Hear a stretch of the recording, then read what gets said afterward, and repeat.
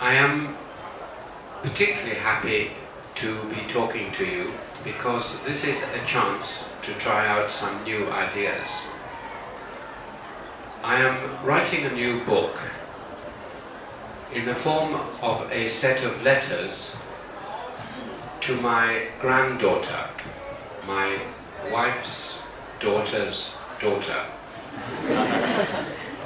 Her name is Lily, and if you look on my website, as we were just doing in your computer room, if you look under www.alanmacfarlane.com, and then you go to projects, and then you go to growing up in the Himalayas and England, you will find about 20 pictures of this little girl when she was 3 or 4 years old.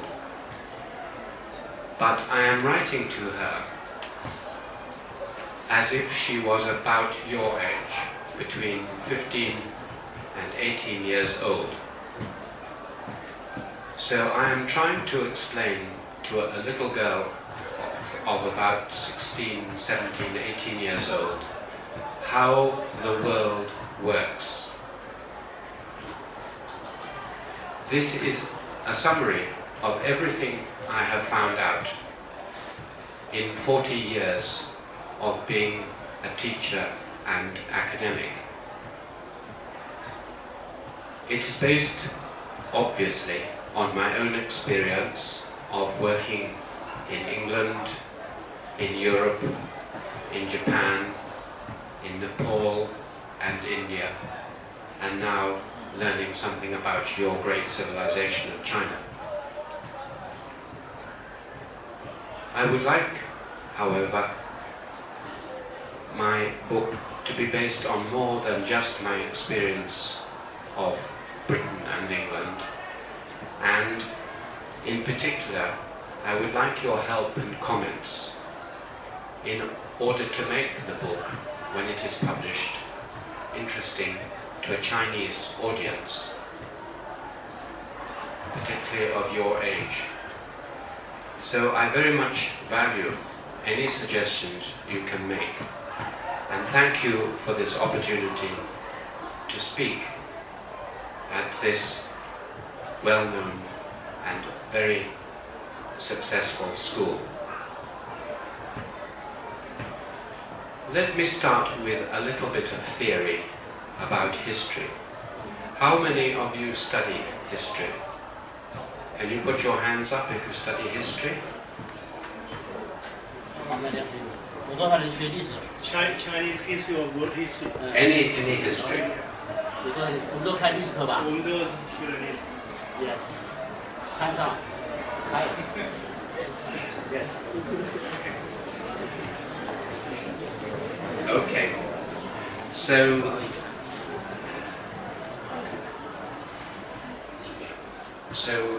we think this next part, Xiaoxiao will also translate because it is a little more abstract and academic. The first question I want to ask is, can we see patterns in history?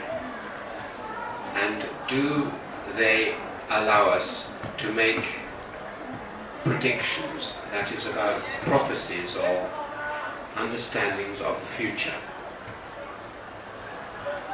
There are two opposing views, stories, full of sound and fury, but signifying nothing. There are no laws of history, hence there is no possibility of prediction based on past experience.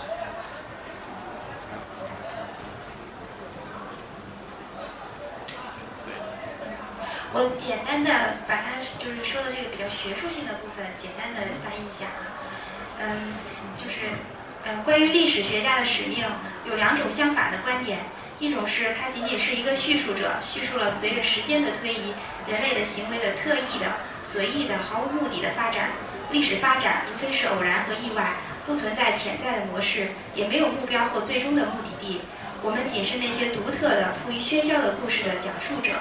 但是这些故事并无意义，历史中不存在法则，因而也不存在基于过去经验而预测的可能性。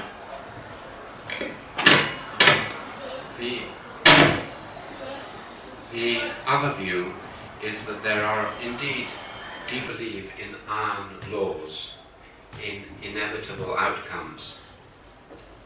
The best we can deal with is probabilities, tendencies, likelihoods to which there are always exceptions.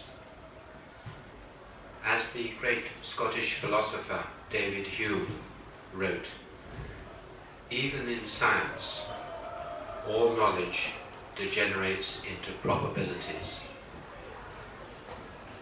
Furthermore, we can only see a little way into the future.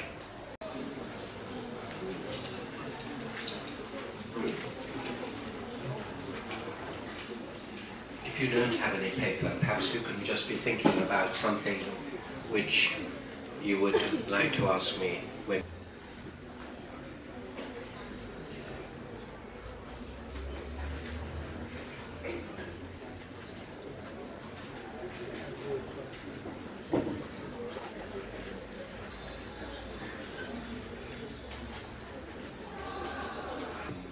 Thank you very much for doing that. And now we'll just have a short time when a few of you, I'm afraid only because there are many of you, can have a chance to ask me questions either about letters to Lily, but as we have already written some of those down, that's fine, or about other subjects, such as the person who stood up and wanted to ask a question, who can perhaps... My question is, in last few years in China, many international education systems have been brought from abroad, including Cambridge education system, and a manager of Cambridge science teaching company said that it was the right time to bring in education system of Cambridge, and I wonder that what is a Cambridge education system, and can you tell me what is the greatest characteristic of education system of Cambridge? Thank you. Thank you very much. The greatest characteristic of the Cambridge, you can sit down if you like, Cambridge educational system is what we call the supervision system. We teach in 3 different ways in Cambridge, or maybe 4 different ways. One is that we encourage our students to come to lectures as you have, and like this, talking for an hour. Our lectures are 1 hour long about a subject, and they take notes. The second is we have seminars, which are small groups of perhaps from 6 to 15 students, as Xiaoxiao experienced when she did a talk course in Cambridge. And the third, and this is what is most special about both Cambridge and Oxford, and they are the only 2 universities in the world where this happens. Cambridge is a very, very old university, as you know. It was founded in 12th, 13th century, so it is about 700 years old. And at the beginning, what happened was that the teacher, the master, as he was called, the magister, had all the knowledge in his head. And the pupil would come every week and they would have a discussion. The teacher had the knowledge, the student would have been given an assignment. They would have been asked to look at a problem in mathematics or philosophy or languages or history, and at the end of a week or 2 they would have read some books and thought and written down some things, and then they would come to their master, just one of them, or maybe 2, and for an hour or more they would discuss this matter. And basically it was like a game of tennis or some boxing or fencing, or kendo, or some martial art almost, was the idea. The student would be prepared and have their ideas, and the teacher would say, now, you say that this method, the inductive method of philosophy, is better than the deductive method of philosophy. Why do you say this?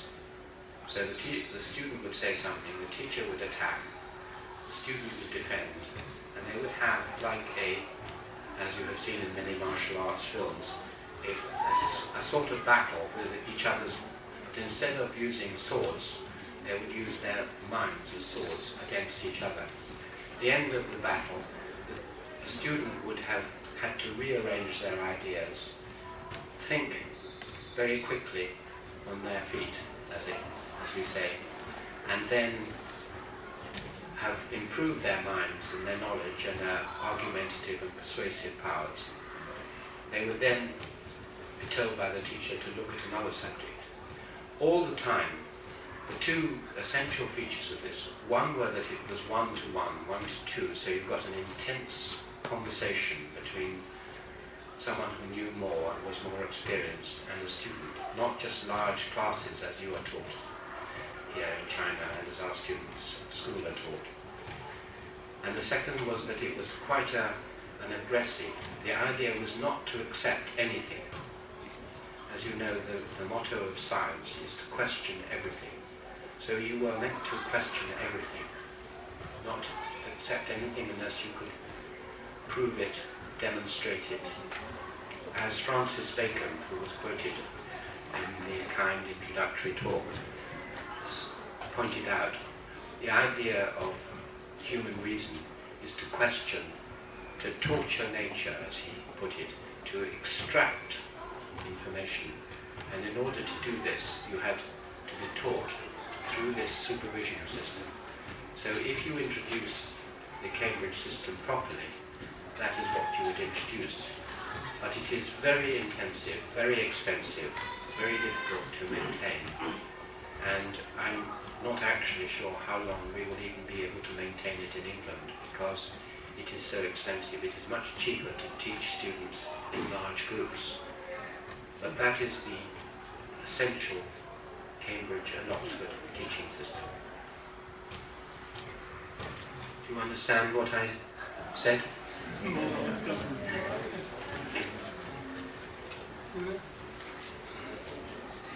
And I think the most important, I think practice and the question is very important, and isn't it? Yes, and can you tell me that what do you think are the most important character for you, and especially for us senior school students?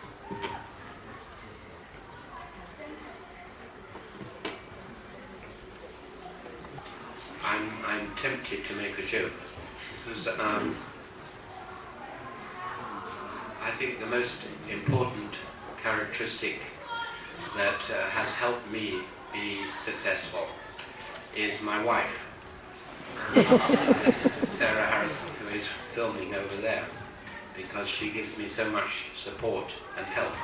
So my not entirely serious suggestion is that you should try and find a very nice partner when you grow up, with whom you can share your life and who can give you lots of support. My wife reads all my books. She does a lot of the detailed research upon which my books are based, and without her I wouldn't be able to produce what I have produced. Otherwise, I suppose one or two things occur to me. One is self-confidence. In the University of Hokkaido in northern Japan, the motto of the University of Hokkaido, which was invented by an American, it is a little patronizing, but the motto is, boys, be ambitious. Boys, be ambitious. In other words, if you have confidence in yourself and belief, then you can achieve almost anything. if you look at the history of people like Newton, who came from a very poor background in England, and Faraday and others, you will find that they are just ordinary village people, but they had confidence in themselves. And this is particularly important for women, because certainly in many cultures, women are systematically undermined and taught that they are inferior. So it is very important, and I think probably my main characteristic since I have been a little boy was that I believed that one day I could be sitting in a well-known Chinese school talking to students. In other words, I believed that I could achieve something. And once you believe that, if you set your sights very high and decide what you want to do, then it is almost always possible to do that. Most people fail in life, or partly fail, because they don't really believe that they can do something. So in games and in sports and in art and in every other part of life, if you believe you can do it, you usually can. There are some things like musical talent or mathematical talent which are only given to a few at a high level. But most of things you can do well. I didn't do particularly well at school, but I just believed in myself. The second thing, I suppose, is hard work and organisation. I am what is called a workaholic. You may have heard of alcoholics, people who can't stop drinking. Well, I can't stop working. I love work, and in fact I love it so much that now I no longer know when I am working or when I am playing. It's all the same thing. So I set myself high standards of hard work, and also I'm very organised. I organise my time, my space, my notes. Everything I do is very carefully organised, because if you are going to achieve something really important, and it's best to aim at something really very high. Changing the world is what you want to do, each of you. Not just having a successful small career in a small place. Now, if you really want to do something, you want to change the world. And in order to change the world, you have to organize your time and space very carefully. When Newton was asked how he changed the world, how he discovered a new theoretical system, which was one of the great turning points in history, his answer was, by thinking on it all the time. He thought about the problems of space and time and gravity all the time. So the story about the apple falling on his head, the apple tree which dropped the apple, its descendant is still in Cambridge in front of Trinity College. That is just a part. He was thinking about the problem, and then the apple supposedly dropped on his head, and he interpreted it. So you have to think about the interesting problems. You have to work hard. You have to have self-confidence, and you have to have the good fortune to marry a very nice partner. So excuse me. To Wuhan and to our number 11 high school. And I'm a student who study science. Next year I will take part in an entrance examination. Because I'm learning science, so I won't take any examinations that on history or policies. Today, I think learning history is not so important as learning science, because today the science develops most rapidly, and we must need more people who learn in science. And there's a tendency in Chinese education system that most of the people, about 80% of our students learn science, and just 20% of students learn society. How do you explain this situation? That's my question. Thank you.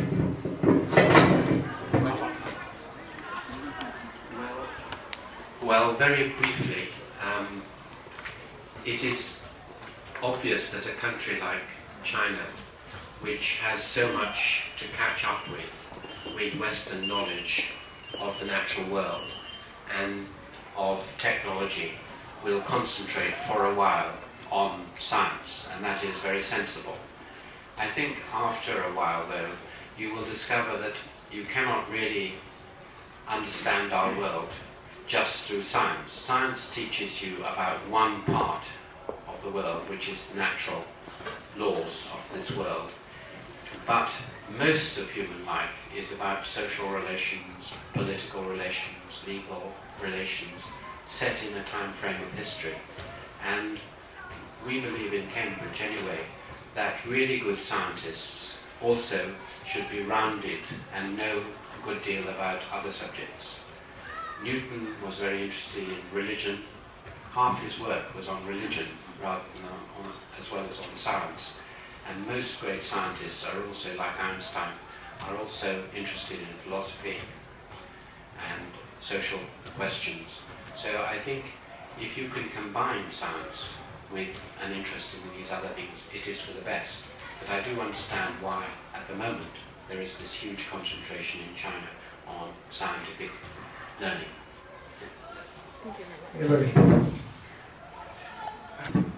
Hello, Mr. Professor.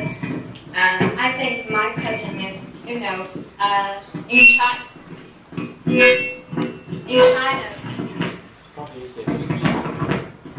China, many people think that it is the most important thing for us to study.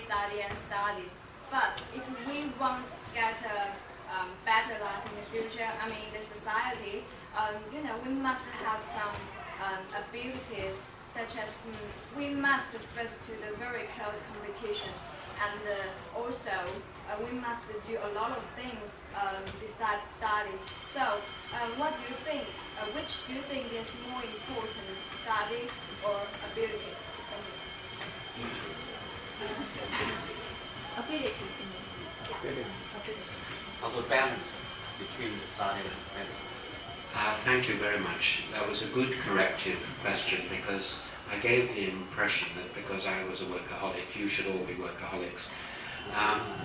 Another feature of Cambridge is that it stresses that you shouldn't work too hard. You shouldn't work too little, but you shouldn't work too hard. One of the reasons I discipline my life is that I have a certain number of hours of work I do, and then I stop thinking about my work. And in Cambridge there was a huge emphasis on other things than pure academic research.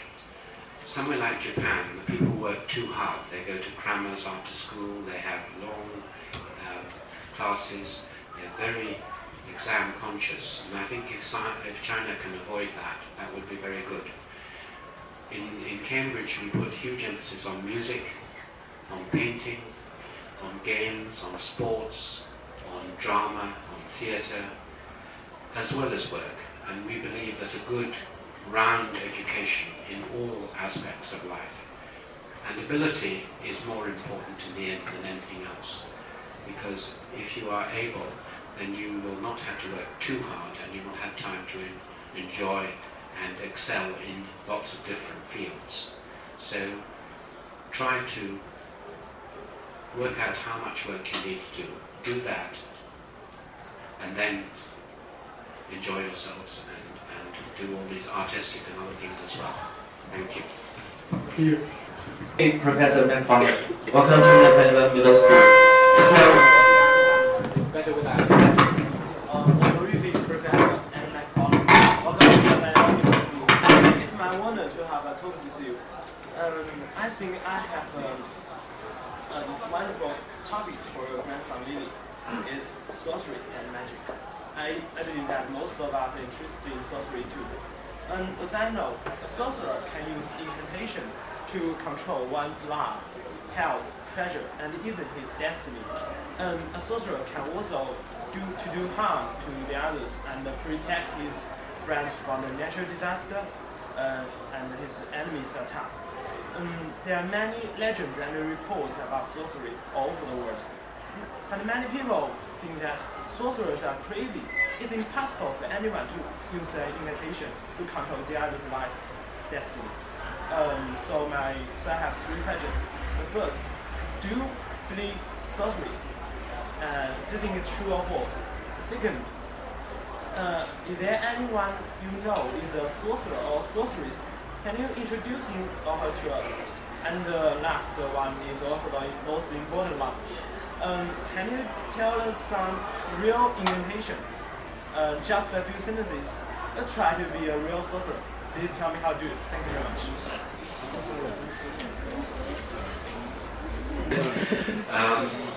My first book was about witchcraft and magic, and I am writing a letter to my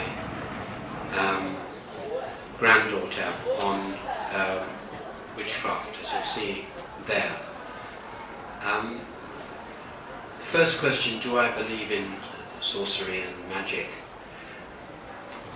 I am an anthropologist, so I am trained to believe in things when I am in societies where they believe in such things.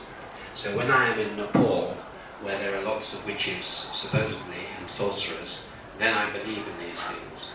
When I'm in England, where they don't believe in these things, I don't believe in them. And when I'm in China and I discover you have no tradition of witchcraft, you have sorcery but not witchcraft, I don't believe in witchcraft. So on the whole, I don't believe in them. I'm not sure I can introduce you to any sorcerers personally. Some of my friends in Nepal are shamans and they use magic. And there is a shaman in Cambridge, who is a friend of mine. So if you come to Cambridge, maybe I can introduce you to a shaman in Cambridge. But otherwise, I don't know of any in China. But you will see on my website, if you can go onto my website and see the film, you will see there's some film of sorcery and shamanism. And that really answers your third question, because there you will see some incantations. Unfortunately, they are in a language which you won't understand. And I don't really know of any good incantations I can pass across to help you control the world or even pass your exams. But otherwise, thank you very much for your question. There was a girl... I love walking.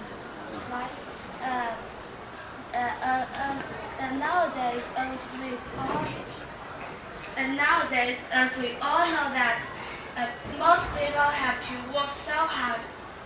Can you shut the back door?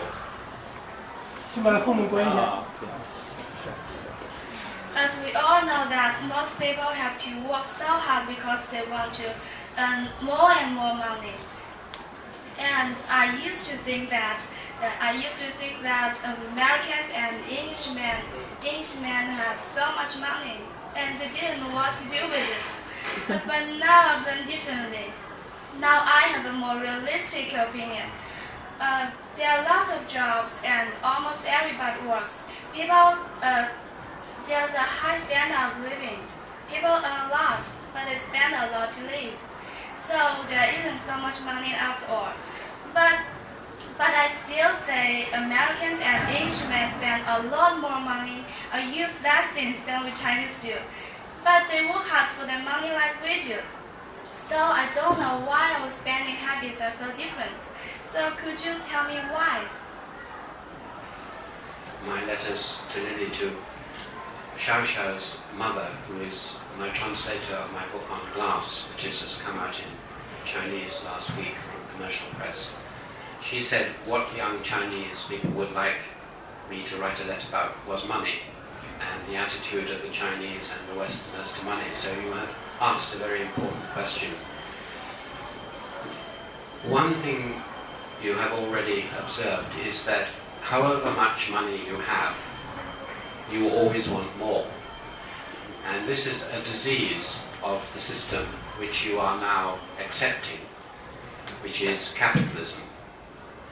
The whole point of the capitalist system is to make you dissatisfied. You can never have enough.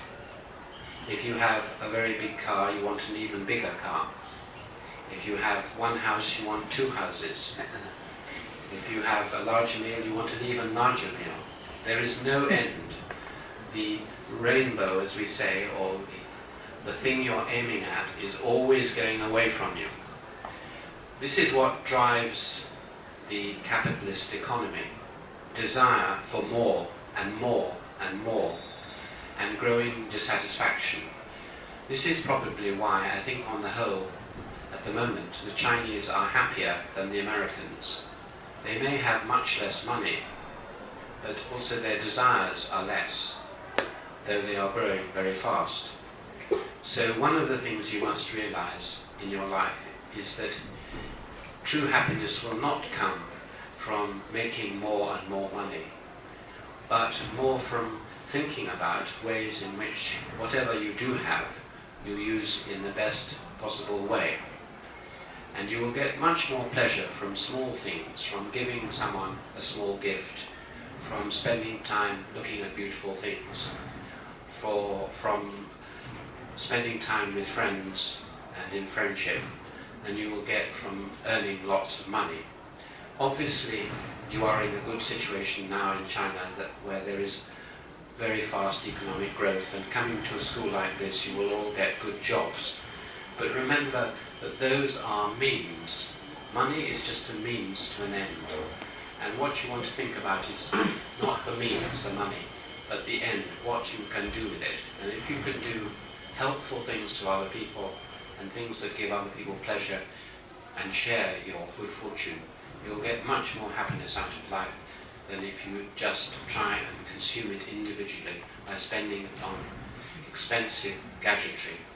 So this sounds very moralistic and religious, but I think it is very important that you think about money, but also to remember that you are being constantly pressurized in a growing capitalist economy like yours to want, desire all the time, advertising, television, on the cinema, everywhere. They are saying spend, spend, spend, earn more, buy more, be dissatisfied with what you have, and then buy our products. And you have to be very careful of that pressure. So thank you for asking that question. Macfarlane. You know, in the world now, two series of books are very popular. One is Tolkien's The Lord of the Rings, and the other is J.K. Rowling's Harry Potter books. And they're mainly based on the witchcraft in Middle Ages. I wonder, why are these books about the past so popular? Do people really want to revert to the old time, even though it is proved to be dark and cruel? Or this is just something to memorize the so-called good old days? Sure. I'm very pleased that the two most popular books, as you mentioned, I read Tolkien when I was about your age at university and loved his stories. And I've recently read Harry Potter and also quite enjoyed that, not as much as Tolkien maybe. It's very difficult to say why they're so popular. I think Harry Potter is easier to explain because Rowling has found a very clever idea, which is to mix traditional school stories. There are many stories about schoolchildren, about friendships, about rivalries, about games, about sports and so on. It's a very popular form of writing about school and about growing up in school. She has mixed that with all this magic and fantasy and made something very powerful out of the combination. So I think it's not really a nostalgia in that case to go back to the past. It's really that it makes a more exciting school story. Tolkien is different. Tolkien's Lord of the Rings is more appealing to something which I think all of us have, which is not really history, but myth. What Tolkien's books are supposed to be about is about the Christian. He was a Christian, and it's really a kind of myth or parable of the fight of good against evil.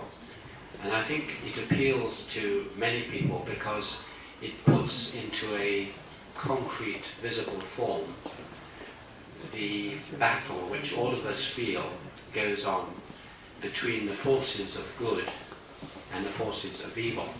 And in the case of Tolkien, of course, good in the end triumphs. So it has a moral story like all great mythical stories. Every civilization has its myths, and Tolkien has written a modern myth.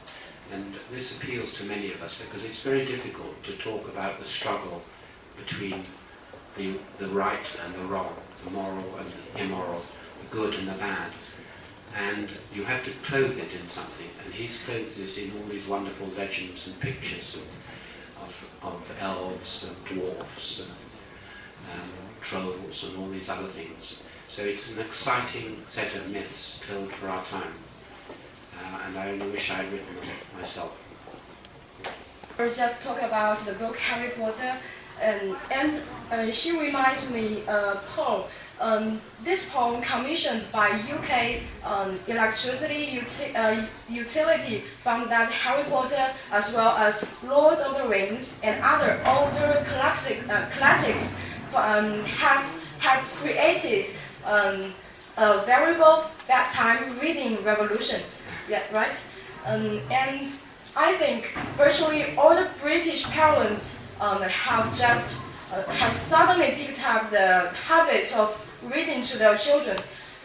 However, today the revolution gap is still a global question, global problem to everyone. I wonder, how do you get along with your children, with your grandchildren, and even with your students? Do you all have heart-to-heart talks? And what kind of topic do you often talk about? That's my question. Thank you. It was interesting, the point about the electricity commissioning this report. Presumably what they've discovered is that the peak of electricity usage now, which used to be at meal times during the day, is now at about 7 or 8 o'clock in the evening, when everyone turns on the light to read stories to their children and grandchildren. So this was why they were interested in what had caused this, and they discovered that it was reading Harry Potter to their grandchildren that had made the electricity surge at about 7 o'clock in the evening.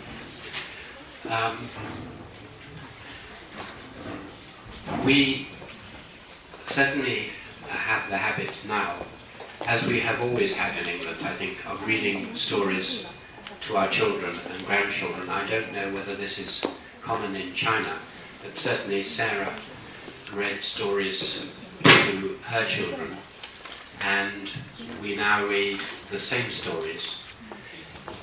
In a strange way, again, I don't know if you have this in China, but each generation reads the same stories to its children as it was read favourites. For instance, Alice Through the Looking Glass, or Beatrix Potter, or now Tolkien. And we were read these as children. We then read them to our own children. And it's rather like playing Beatles music or something. It is a form of shared experience between the generations. And this is very important. On the second part about whether we have frank discussions with our own children, we try to do so. If they ask us questions, we try to answer them honestly.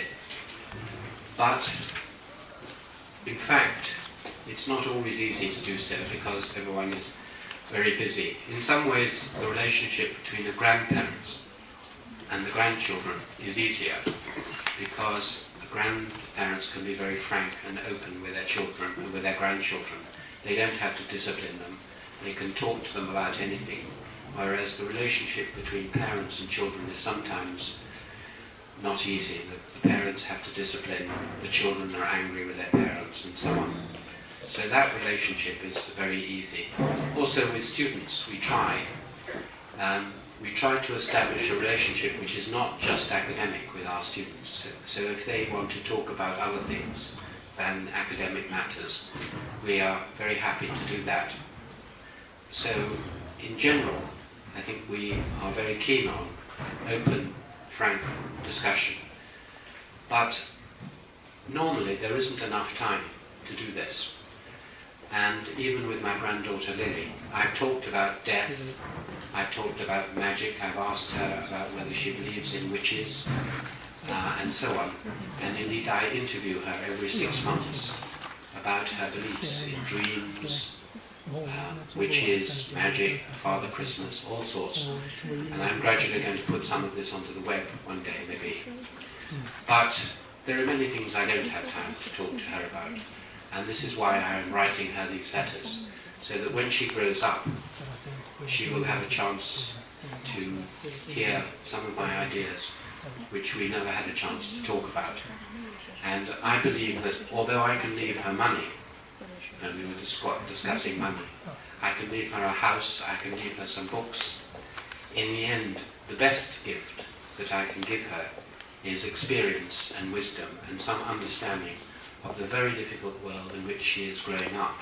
You also are growing up in a difficult world.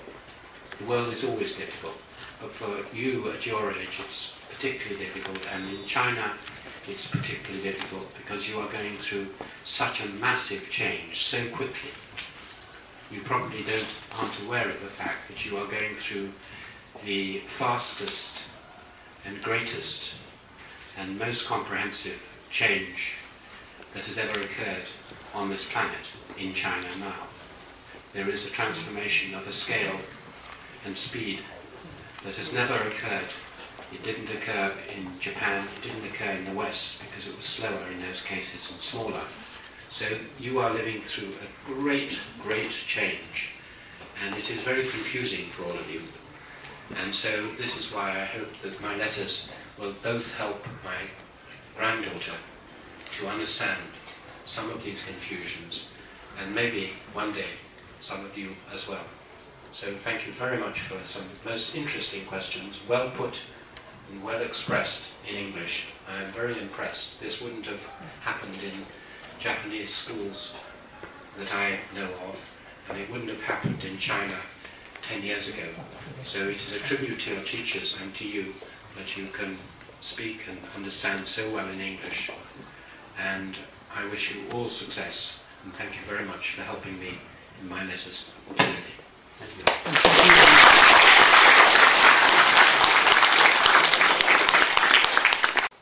Population, family and marriage, individualism, capitalism, political philosophy, civil society, glass, tea, technologies, computer systems, crime, law, social structure, and those are some of the themes. You'll see all these on it's all explained on my website.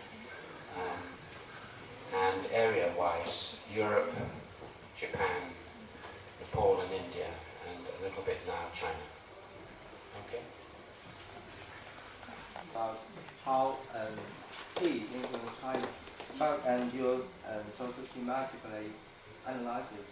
But I have a doubt that do you really think that tea is the main reason or the significant reason to lead to the Chinese misery, or how can you prove it? To me, I think, as you referred to in your speech, the other races like Mongolia and Qing races intrude China for tea, and because tea made them smart and strong. But to me, I think I have read some novels about that period, which ended the glorious period of China, and we see that the Mongolian races are born more aggressive and strong than the Han races. They are not drinking tea to make them more stronger, and this is one point. And the other, you say that Mongolian people or the other millennium races of China, they are very fond of tea, and including Britain. Britain is another race, of course. and they like tea, and tea is born in China and India, and so they aggressive China for tea. But I don't think so, because in these novels or some theatrical which describe those races, and we find it doesn't reflect any evidence of that they are fond of tea. And to as Chinese people, we don't think tea as medical resources. We just think it a part of our life. So I don't think it is differences of a culture. So they won't risk their life to intrude China for a different way of life. I think this is not logical to do. So this is what I thought. Thank you. Well, I'm very glad to have that question, because we teach our students in Cambridge to question things and to argue with their lecturers and to disagree with things. So it's very important that you do this.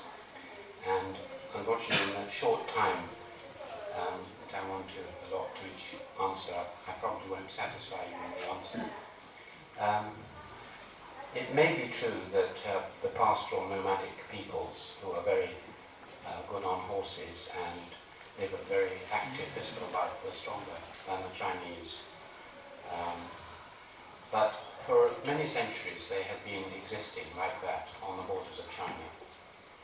The question is, why did suddenly, from the time of Genghis Khan and Kublai Khan, why did they suddenly become so much more successful in their military activities? Of course, tea is not the only explanation, and it may not even be an important one.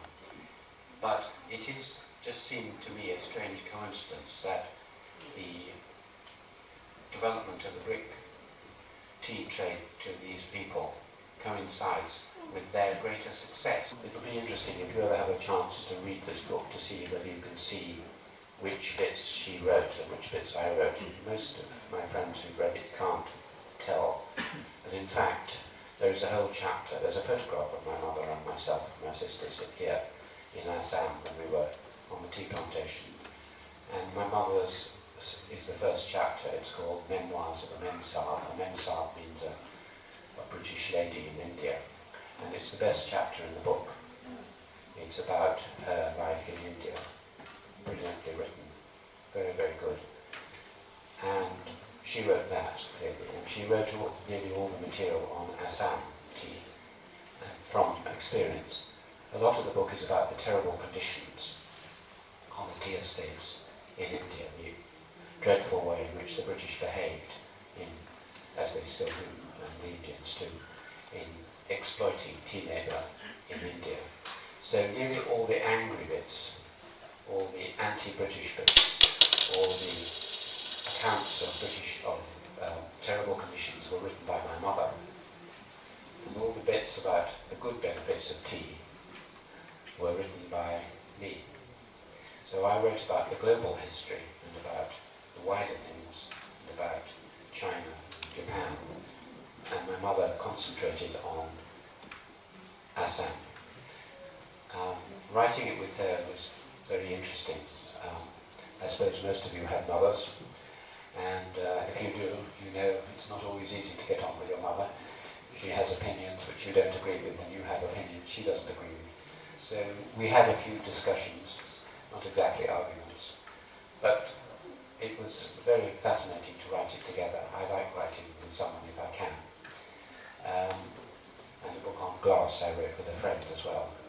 So that's the role of my mother, was really to inspire me to write this book, because she'd always wanted to write a book about tea. The role of my mother on my life, obviously, again, would be a long answer. She has been enormous inspiration.